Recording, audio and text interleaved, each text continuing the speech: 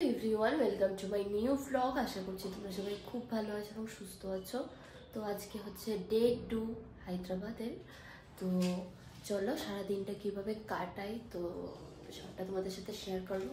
আর হ্যাঁ, হায়দ্রাবাদ এসেছি হচ্ছে আমার বাবাকে ট্রিটমেন্ট করানোর জন্য।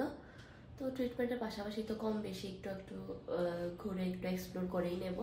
তো সবটা তোমাদের সাথে শেয়ার করবো, তো তোমরা সবটা ভ্লগ দেখতে থাকো।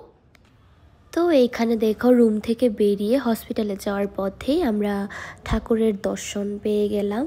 তো একজন হচ্ছে সাই বাবা, আরেকজন দেখো আমরা চলে এসেছি এআইজি হসপিটালে। ভগবানকে প্রণাম করে আমরা যাচ্ছিলাম হসপিটালের দিকে।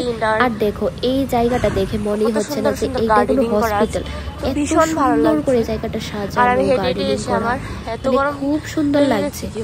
তো আমরা গিয়ে আমরা এআইজি দেখিয়ে তারপর আমরা একটু ব্রেকফাস্ট করার জন্য বসে পড়লাম, চা আর কুকিজ খাচ্ছিলাম। তারপর চলে আসলো আমাদের ব্রেকফাস্টে ধোসা। তো ধোসাটা খুব টেস্টি ছিল, ধোসা খুব টেস্টি ছিল ধোসাটা।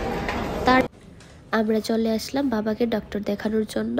তো এইখানে দেখো ডক্টরের চেম্বারে বসে আছি, কিন্তু ডক্টর নেই। তো যাই হোক, ভিউটা খুব সুন্দর লাগছিল, তাই আমি একটু ব্লগে উঠিয়ে নিলাম। দেখো হসপিটালের মধ্যে কত সুবিধা করে দিয়েছে। ডাক্তার দেখানোর পর যে টেস্ট হয়, টেস্টের রিপোর্ট এখান থেকে সোজা বের করা যায়। দেখো এখানে রিপোর্ট চলে এসেছে, প্রিন্ট দিলেই প্রিন্ট হয়ে যাবে। তো হসপিটালটা দেখানো অনেক বড় হসপিটাল। তো আমি বাবারটা বের করে নিয়েছি, এখন চলে যাব। তারপর হসপিটাল থেকে বেরিয়ে আমরা ডাইরেক্ট খাবার খেতে চলে এসেছি। আর এটাকে ডিনার বলবো না লাঞ্চ বলবো কিছু বুঝতে পারছিলাম না, তখন বাজে প্রায় 8টার মতো। তো বেশ ভালো খেলাম। ফ্রেশ হয়ে এখন একটু নিচে যাচ্ছি ঘুরতে। দেখো বাবা মা,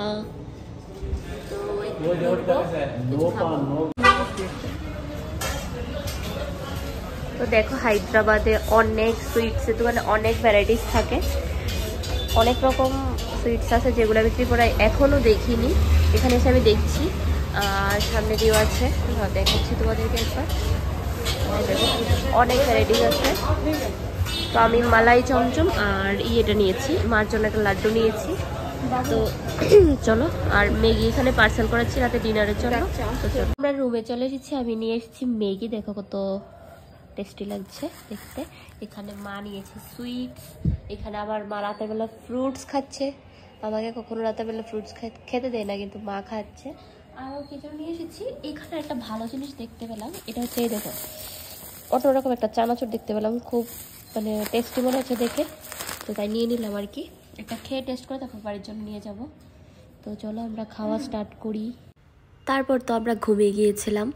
তারপর দেখি রাত্র 11:30টার সময় আর আঙ্কেলটা মিলে গিয়ে আমাদের জন্য তড়কা তারপর নান নিয়ে এসেছে। তো খাওয়া দাওয়া করলাম। তো এইভাবে দিনটা কাটলো। ব্লগটা ভালো লেগে থাকলে সাবস্ক্রাইব করে দেবে, লাইক